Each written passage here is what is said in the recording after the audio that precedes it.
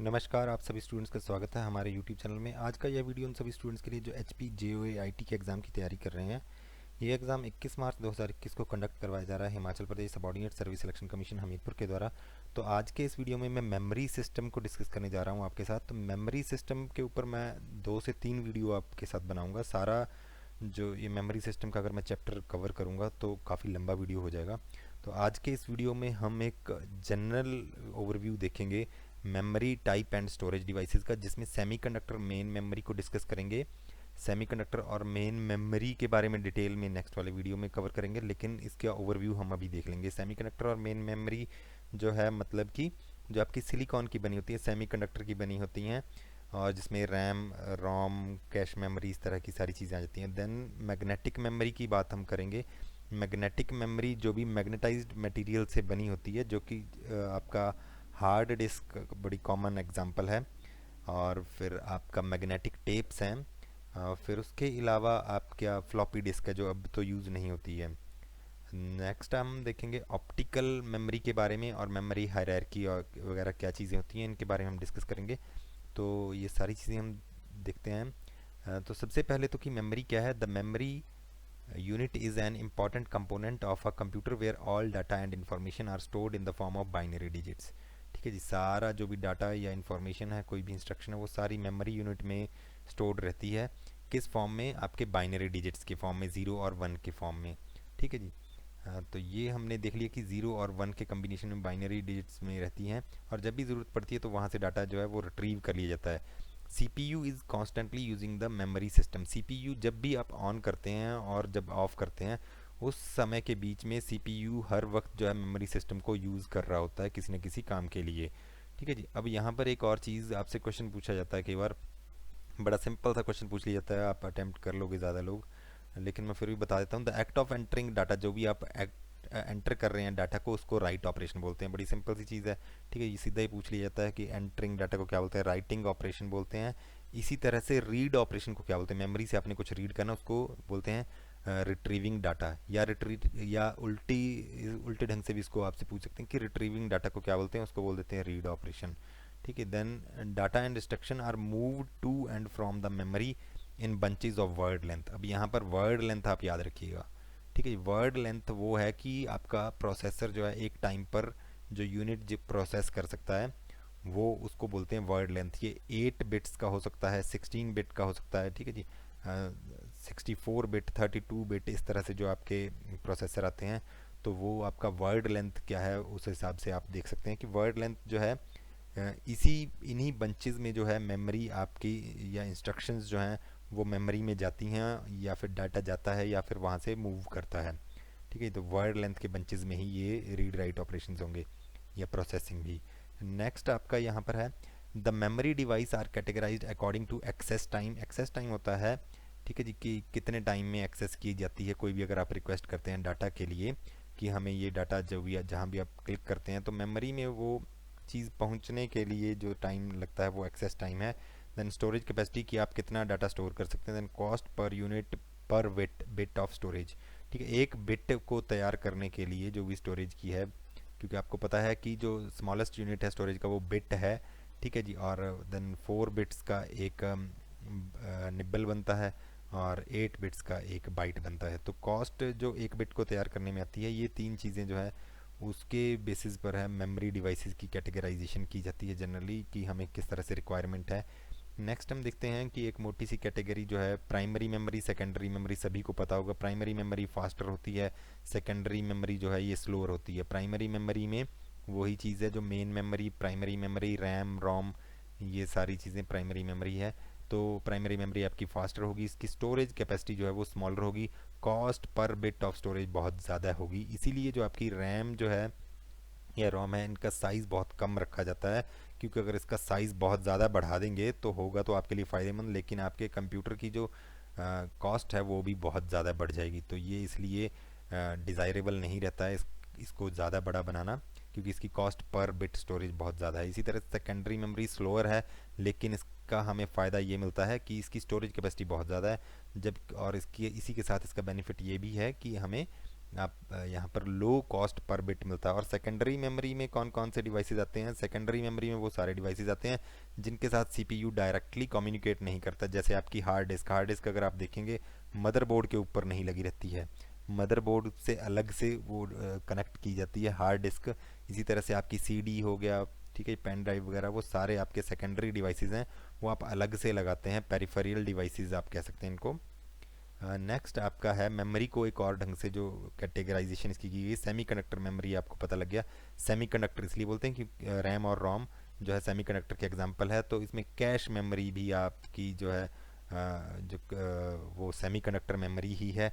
इसी तरह से आपका जो अभी एसएसडी आ रहा है वो भी एक तरह की सेमीकंडक्टर की बनी होती है मेमोरी। उसमें भी कोई मैग्नेटिक मटेरियल नहीं होता, कोई मूविंग पार्ट नहीं होता हार्ड डिस्क की तरह।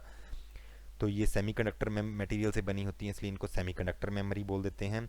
तो ये एक अलग कैटेगराइजेशन है। देन मैग्नेटिक मेमोरी, जैसे ये मैग्नेटाइज्ड मटेरियल की बनी होती है, इसको हम आप मैग्नेटाइज कर सकते हैं और मैग्नेटाइज करके उसमें जो है आप अपना डाटा राइट कर सकते हैं, रीड कर सकते हैं उन स्पॉट्स को, फिर जो मैग्नेटाइज्ड हैं, डीमैग्नेटाइज्ड जो भी स्पॉट्स हैं। तो इसलिए जो आपका हार्ड डिस्क है उसमें कोटिंग की होती है एक मैग्नेटाइज्ड मटेरियल की। इसी तरह से फ्लॉपी डिस्क है, आपका मैग्नेटिक टेप्स हैं, ये मैग्नेटिक मेमोरीज हैं। देन आपका फ्लॉप ऑप्टिकल मेमोरी जो है वो आपका C D ROM, DVD, Blu-ray DVD, इस तरह के सारे जो ये एग्जांपल्स हैं ऑप्टिकल मेमोरी के। ऑप्टिकल जो वर्ड है ये लाइट से रिलेटेड होता है, ठीक है, प्रकाश से रिलेटेड जो भी चीज़ें होती हैं उनको हम ऑप्टिकल बोल देते हैं। तो ऑप्टिकल मेमोरी को इसी ढंग से पढ़ा जाता है एक्चुअल में। जो बीम्स हैं, रेज जो हैं, अलग अलग रेज हैं, जैसे ब्लू रे या आपका रेड रेज, ठीक है जी। तो ये जो हैं वो आपका इन पे डाटा लिखने के, बर्न करने के काम और रीड करने के काम आता है प्रकाश। तो इसलिए इनको बोल देते हैं ऑप्टिकल मेमोरीज, ठीक है जी। और ये प्लास्टिक टाइप मटेरियल की बनी होती हैं और इनसे जो है लाइट रिफ्लेक्ट होती है, उस ढंग से वहाँ पर डाटा पढ़ा जाता है, ठीक है। नेक्स्ट आपका है a central processing unit in a computer system is an extremely fast device, ठीक है। जो सीपीयू है बहुत ज़्यादा फास्ट डिवाइस है और as compare to main memory. Main memory जो आपकी क्या है, रैम और रोम, ठीक है जी। तो जो आपका रैम है वो क्या है, आपकी मेन मेमोरी है, वहाँ पर आपका जो है सीपीयू कम्युनिकेट उससे करता है। लेकिन फिर भी सीपीयू जो है यहाँ पर बताया है कि एक्सट्रीमली फास्ट डिवाइस है कंपेयर टू मेन मेमोरी, यानी कि रैम के मुकाबले में बहुत ज़्यादा फास्ट है। और अगर हम डायरेक्टली सारी अपनी प्रोसेसिंग को है उसी पर बेस्ड रखेंगे, यानी रैम के ऊपर ही आधारित रखेंगे, तो सीपीयू का काम क्या हो जाता है, स्लो हो जाता है, ठीक है। It depends on the main memory that sends data and instructions when data required for processing, ठीक है जी। In other words we can say that even memories with smaller size यानी primary memory have a very high access time, ठीक है, time taken by CPU to access a location in the memory which reduces the overall speed of computer. तो यही मैंने आपको बताया कि हालांकि ये माना जाता है कि जो आपका प्राइमरी मेमोरी है, जो रैम है, वो काफ़ी फास्ट होती है सेकेंडरी मेमोरी के मुकाबले में और सीपीयू उसके साथ कम्युनिकेट भी करता है। लेकिन फिर भी अगर सीपीयू वहाँ पर कम्युनिकेट करना चाहे तो भी वहाँ पर एक्सेस टाइम जो है बहुत ज़्यादा है इस मेमोरी का भी कंपैरेटिवली सीपीयू की स्पीड के कंपैरिजन में, ठीक है। तो इसलिए जो है कंप्यूटर आपका स्लो हो जाता है। इसलिए बीच में एक और मेमोरी लगाने की ज़रूरत पड़ी आपकी मेन मेमोरी और सीपीयू के बीच में, जिसको बोलते हैं कैश मेमोरी, ठीक है जी। कैश मेमोरी जो है वो लगा दी जाती है, वो भी एक तरह की रैम ही होती है, ये भी मैं आपको बता दूं। इसकी सिर्फ थोड़ा जो कॉन्स्टिट्यूशन है, जो इनकी बनावट है, उसमें थोड़ा फ़र्क हो जाता है, ठीक है। इसका सेल का साइज़ यहाँ पर कैश मेमोरी में ज़्यादा बड़ा हो जाता है, जो मेमोरी सेल है वो ज़्यादा बड़ा हो जाता है। अदरवाइज़ ये भी रैम ही होती है, थोड़ा कॉन्स्टिट्यूशन का फ़र्क है इनका, ठीक है जी। तो कैश मेमोरी बीच में लगा दी जाती है और भी फास्ट होती है, ठीक है। नेक्स्ट आपका है computer memory can also be categorised on the basis of volatile and non volatile. अब एक और कैटेगराइजेशन है, वो है वॉलेटाइल और नॉन वॉलेटाइल, ठीक है। जो रैम है यानी कि आपकी, अब मैंने आपको बताया कि कैश भी आपकी रैम है एक टाइप की, वो आपका वॉलेटाइल मेमोरी की एक एग्जांपल है। इसी तरह से आपका जो कैश मेमोरी है वो भी वॉलेटाइल मेमोरी, क्योंकि वो भी एक तरह से रैम ही है, ठीक है। देन आपका नॉन वॉलेटाइल मेमोरीज हैं जो कि रोम है, रीड ऑनली मेमोरी। आपको पता है आपकी बायोस सेटिंग सारी जो रोम में रहेंगी, ठीक है। फर्मवेयर जो है वो रोम में रहेगा, रीड ऑनली मेमोरी में, ठीक है जी। तो इसमें क्या है, सिर्फ डाटा रीड कर सकते हैं आप, राइट नहीं कर सकते हैं, ठीक है। रोम की अलग अलग एग्जांपल्स हैं, वो हम नेक्स्ट वीडियो में कवर करेंगे। देन फ्लैश मेमोरी, जो भी आपके यूएसबी ड्राइव वगैरह हैं, पेन ड्राइव हैं, वो सारा आपका फ्लैश मेमोरीज़ में आ जाता है। देन ऑप्टिकल डिस्क हैं, हार्ड डिस्क हैं, ठीक है, एसएसडी हैं, ये सारी क्या है, नॉन वॉलेटाइल मेमोरी है, मतलब कि आपकी बिजली बंद भी होगी फिर भी इनके अंदर डाटा रहता है, ठीक है। जबकि जो आपका वॉलेटाइल मेमोरी है उसमें जैसे ही लाइट चली जाती है तो जो आपके कैपेसिटर्स लगे होते हैं रैम के ऊपर या कैश मेमोरी के ऊपर, वो सारे क्या है, डिस्चार्ज हो जाते हैं और आपका डाटा सारा लॉस्ट हो जाता है। The next step to reduce the idle time of CPU and increase the speed of processing, a fast memory can be used।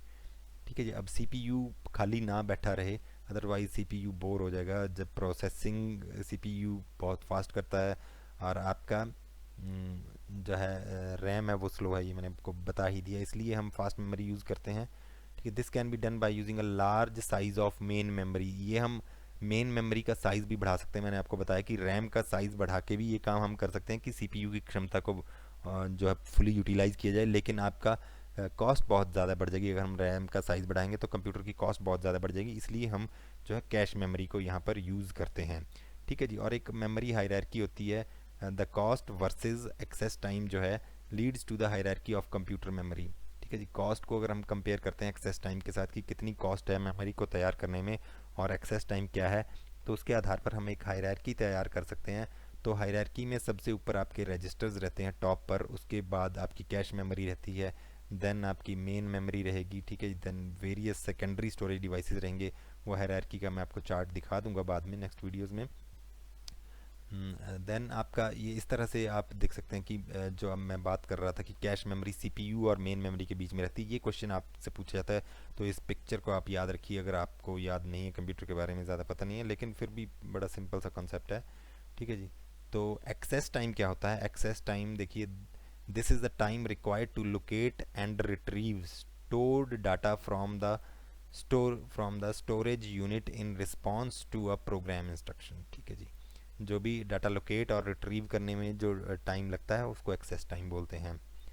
ठीक है जी, नेक्स्ट आपका यहाँ पर मैं बता दूँ, प्रोसेसर की इंटरनल मेमोरी है जो भी, उनको हम क्या बोलते हैं, हाई स्पीड रजिस्टर्स हैं वो। ठीक है, हाई स्पीड रजिस्टर्स हैं which are internal to the processor and are used as temporary locations where actual processing is done. अब जो एक्चुअल में प्रोसेसिंग होती है वो रजिस्टर्स के अंदर होती है। तो रजिस्टर्स की आप कुछ टाइप्स याद रखिए, देखिए एक्यूमुलेटर रजिस्टर है, काफ़ी सारे रजिस्टर होते हैं, तो आप ये तीन चार रजिस्टर याद रखिए, चार रजिस्टर मैंने यहाँ बताए। एक्यूमुलेटर रजिस्टर है, मोस्ट फ्रीक्वेंटली यूज्ड है। ये यहाँ पर क्या होता है, डाटा स्टोर होता है, जो भी मेमोरी से प्रोसेसिंग करनी है वो पहले डाटा जो है वो एक्सेस कर लिया जाता है ताकि टाइम ना लगे, बाद में सीपीयू को वेट ना करना पड़े, तो वो डाटा जो है एक्यूमुलेटर में आएगा। इसी तरह से जो आपका इंटरमीडिएट रिजल्ट्स हैं वो भी कुछ टाइम के लिए एक्यूमुलेटर में रह सकते हैं। अब आपका मेमोरी एड्रेस रजिस्टर है, जिसकी आपकी फुल फॉर्म आपने याद रखनी है, MAR, मेमोरी एड्रेस रजिस्टर। इसमें क्या है, address of location to be access, जो भी आपको डाटा या इंस्ट्रक्शन एक्सेस करनी है वो मेमोरी में किस स्थान पर पड़ा है, मेन मेमोरी में किस स्थान पर पड़ा है, उसका एड्रेस रहेगा। ठीक है जी, यहाँ पर आपका मेमोरी एड्रेस रजिस्टर में। देन MDR होता है एक मेमोरी डाटा रजिस्टर। ठीक है, यहाँ पर डाटा जो भी आपको अभी प्रोसेस करना है या जो भी एक्सेस करना है वो सारा मेमोरी डाटा रजिस्टर में रहेगा। तो MAR और MDR together facilitate the communication of CPU and main memory. ठीक है जी, जो भी आपका CPU और मेन मेमोरी में कम्युनिकेशन होगा वो MAR और MDR जो है ये दोनों करवाते हैं। देन आपका है इंस्ट्रक्शन रजिस्टर। इंस्ट्रक्शन रजिस्टर भी बड़ा इंपॉर्टेंट है। इंस्ट्रक्शन रजिस्टर में क्या रहता है, instruction which is just to be executed, कोई भी प्रोग्राम या इंस्ट्रक्शन एग्जीक्यूट करनी है वो आपके इंस्ट्रक्शन रजिस्टर में पड़ी रहेगी। ठीक है, ये आप चार तरह के रजिस्टर्स याद रखिएगा। तो आप यहाँ पर स्टोरेज मीडिया का ये एक तरह से आप हायरार्की कह सकते हैं, जो आप ये एक पिरामिड देख रहे हैं। मैग्नेटिक टेप्स हैं सबसे नीचे, रिमोट एक्सेस, रिमोट लोकेशन पर जो भी डाटा आपका पड़ा है। ठीक है, देन वर्चुअल मेमोरी और मैग्नेटिक डिस्क। वर्चुअल मेमोरी क्या है, ये मैंने बताया है आपको पहले भी कि वर्चुअल मेमोरी जैसे रैम के अंदर आपको पता है डाटा पहले जाएगा, वहाँ से आपका एक्सेस होगा, लेकिन रैम भी अगर फुल हो जाए, ठीक है जी, तो एक virtual memory, temporary memory create हो जाती है। आप कुछ पोर्शन आपका सेकेंडरी मेमोरी में, आपके हार्ड डिस्क में ही, ठीक है, जो रैम की तरह ही काम करेगा, उसको वर्चुअल मेमोरी कहा जाता है। मतलब कि वो डाटा जो कि इमीडिएटली नहीं चाहिए लेकिन रैम को चाहिए, लेकिन रैम को फिर भी इमीडिएटली नहीं चाहिए, वो डाटा वर्चुअल मेमोरी में रख लिया जाता है। रैम के द्वारा। देन मेन मेमोरी आपकी, आपको पता है रैम रोम है, ठीक है जी। मतलब कि आप यहाँ पर ये भी देखिए कि ये कैसे बढ़ रही है हायरार्की। सबसे नीचे जो है वो लार्ज, स्लो और चीप वाली है ये वाली मेमोरी, ठीक है जी। और स्मॉल, फास्ट और एक्सपेंसिव है जो सबसे ज़्यादा है वो सबसे टॉप पर है, ठीक है। मेन मेमोरी के बाद आपका कैश मेमोरी है, देन आपका रजिस्टर्स आ जाते हैं, ठीक है जी। तो ये सारी चीज़ें यहाँ पर आप देख रहे हैं।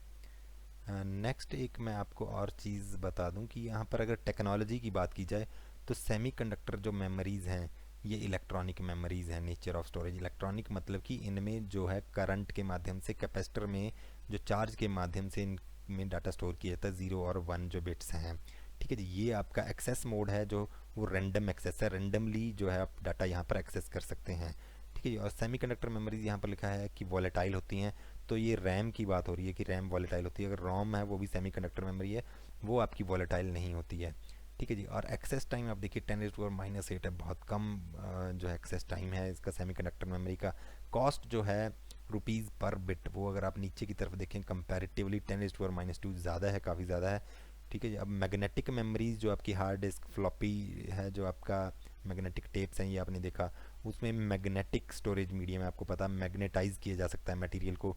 देन आपका नेक्स्ट सीक्वेंशियल और रैंडम एक्सेस दोनों तरह का यहाँ पर होता है मैग्नेटिक मेमोरी में। तो वो किस तरह से होता है मैग्नेटिक मेमोरी में, हार्ड डिस्क के ऊपर अलग से पूरा मैं नेक्स्ट वीडियो कवर करने जा रहा हूँ, तो आप ज़रूर देखते रहिएगा, वो वीडियो भी देखिएगा। तो ये नॉन वॉलेटाइल नेचर की है। तो एक्सेस टाइम आप देखिए कंपेयर कर सकते हैं, ये चीज़ें आपको एक्सेस टाइम ऑफ और एवरेज कॉस्ट आपको याद रखने की ज़रूरत नहीं है, सिर्फ वैसे ही आप थोड़ा माइंड में रखिए कि जो सेमीकंडक्टर मेमोरी उसमें कम है और किस तरह से ऑप्टिकल मेमोरी में ये चीज़ें ज़्यादा हैं। देन ऑप्टिकल मेमोरी आपको मैंने बता दिया क्या है। यहाँ पर लेज़र बीम, ये देखिए लाइट का यूज़ होता है, ठीक है जी, स्टोर करने के लिए डाटा या पढ़ने के लिए। इस तरह से एक्सेस मोड यहाँ पर क्या है, रैंडम है, यहाँ भी रैंडमली जो है एक्सेस किया जा सकता है डाटा।